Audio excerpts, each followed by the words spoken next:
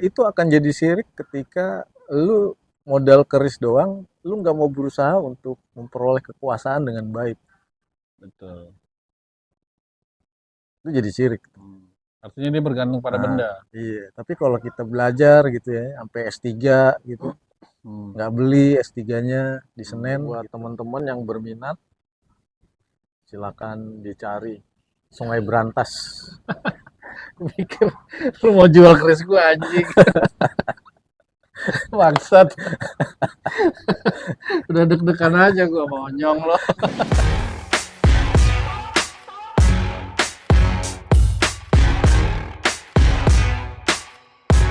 Halo kawan-kawan, selamat berjumpa dengan kami Thomas dan Lewi. Rahayu, rahayu, rahayu. Cie. Ya, di channel ini kita mau apa ya? Sedikit membahas sesuatu yang mungkin eh, belum banyak generasi muda kita yang membicarakan. Di zaman yang udah terlalu canggih ini, ternyata masih ada komunitas-komunitas dan kelompok-kelompok orang pelestari budaya.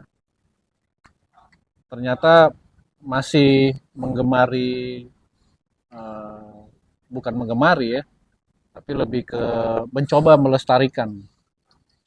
Salah satu khas karya budayanya itu adalah keris. Sekarang udah mulai makin banyak nih yang menyukai keris, khususnya di kalangan generasi muda. Itu bisa terlihat dari apa? Ya, kayak yang di sebelah saya nih, banyak empu-empu muda yang Yes. bermunculan. Tapi bukan dia ya. Ini salah satu Saya tuh penggemar. saya tukang ngelapin nah ini. Dia kalau kerisnya udah jadi bagian gelap dia, bukan empu. Iya. Nah, menurut lu gimana, Le? Apanya? Kenapa keris ini perlu kita budaya keris ini perlu kita lestarikan? Ini khususnya di ini ya, kita ya sebagai sebagai salah dua dari generasi muda yang apa namanya mulai itu kan pakai minyak, Le. Mulai menyukai. Pakai dikit. Mulai menyadari dan mulai menyukai keris, ya kan? Menurut lo apa, Le, yang bikin lo tertarik? Keris. Tadi katanya biar seru gitu, biar cair. Itu tadi.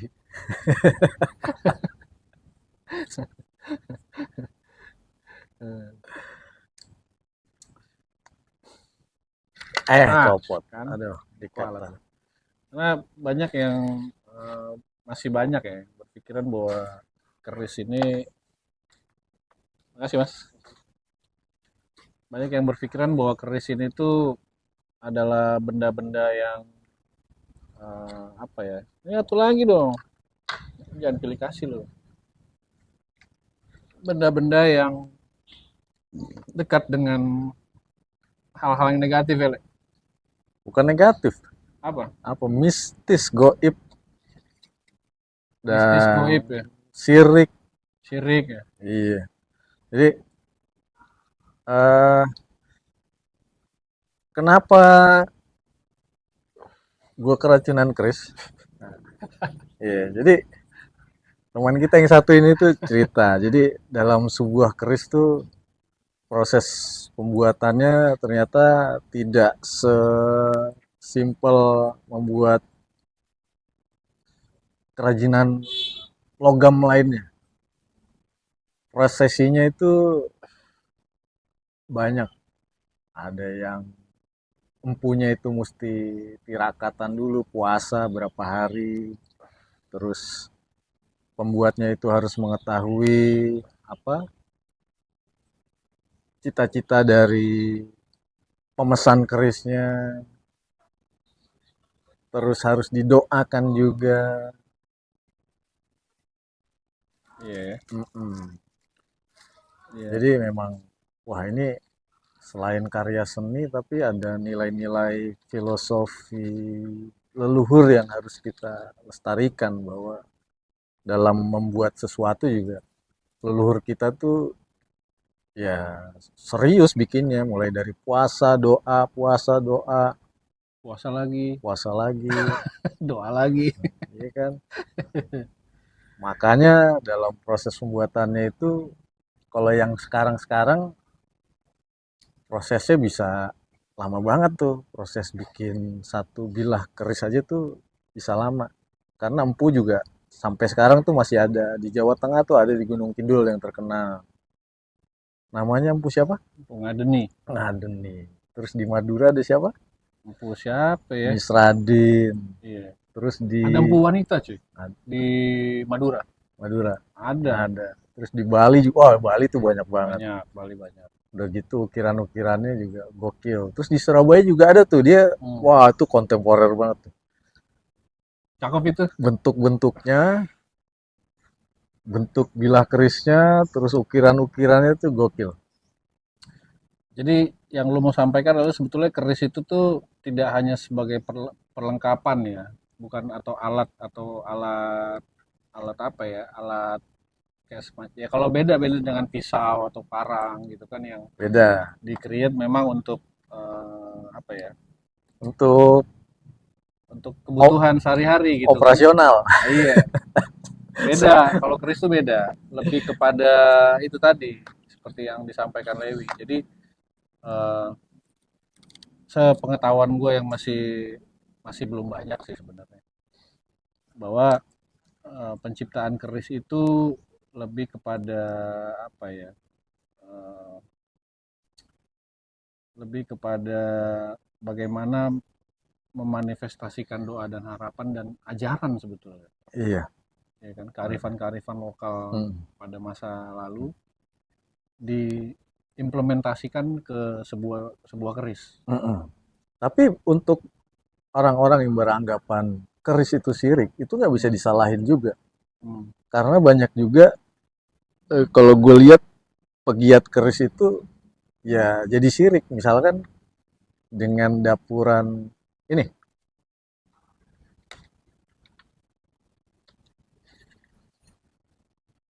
ini adalah keris dengan dapuran naga Nogorojo.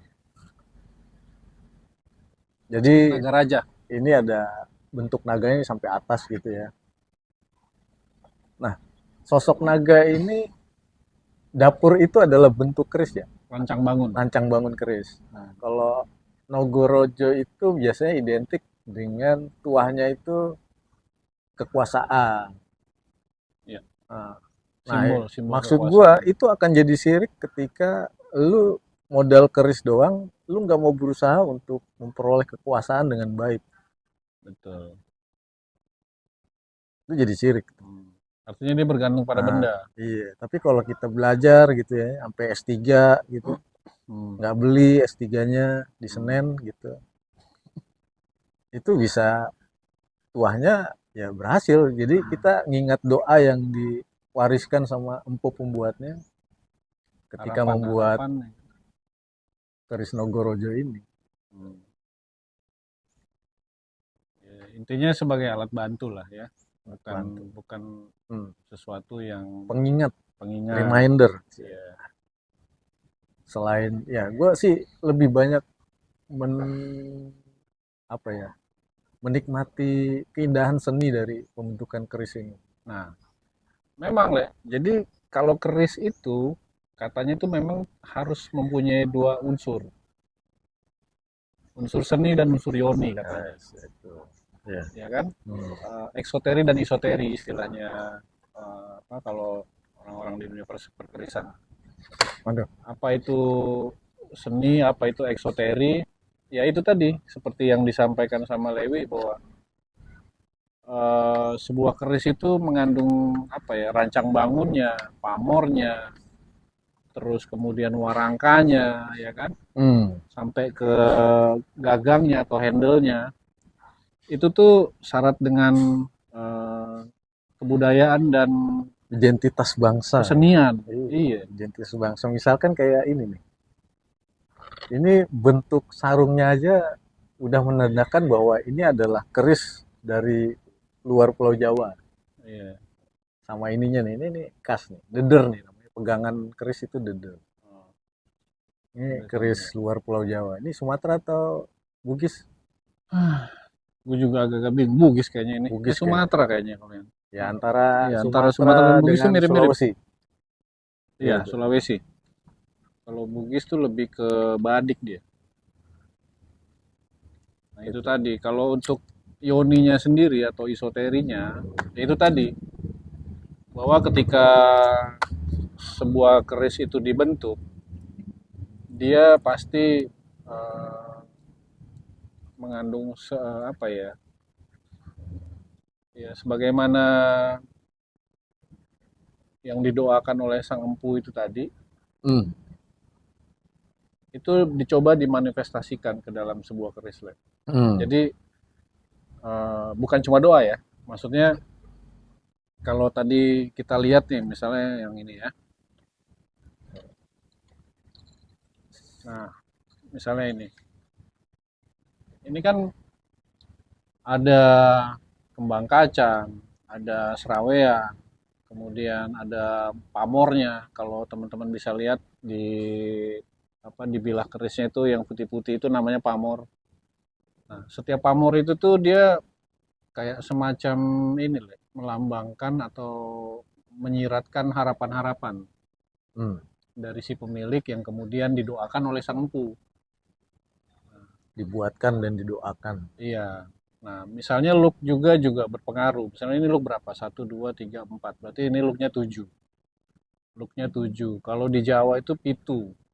Ya kan? Luk itu bentuk lekuk. Lekukan. Ada 7 lekukan. Satu, 2, 3, 4, 5, 6, 7. Nah, lekukan 7 itu filosofinya adalah kalau dari bahasa Jawanya itu pitu. Artinya pitulungan.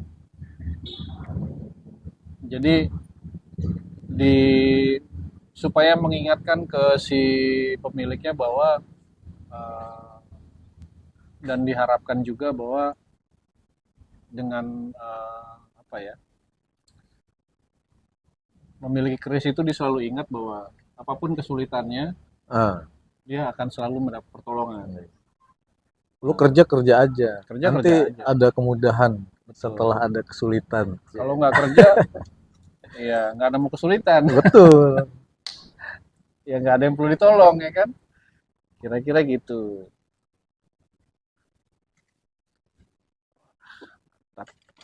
Nah, menurut Apalagi menurut literasinya sendiri tuh keris tuh dia mulai ada tuh semenjak abad berapa sih?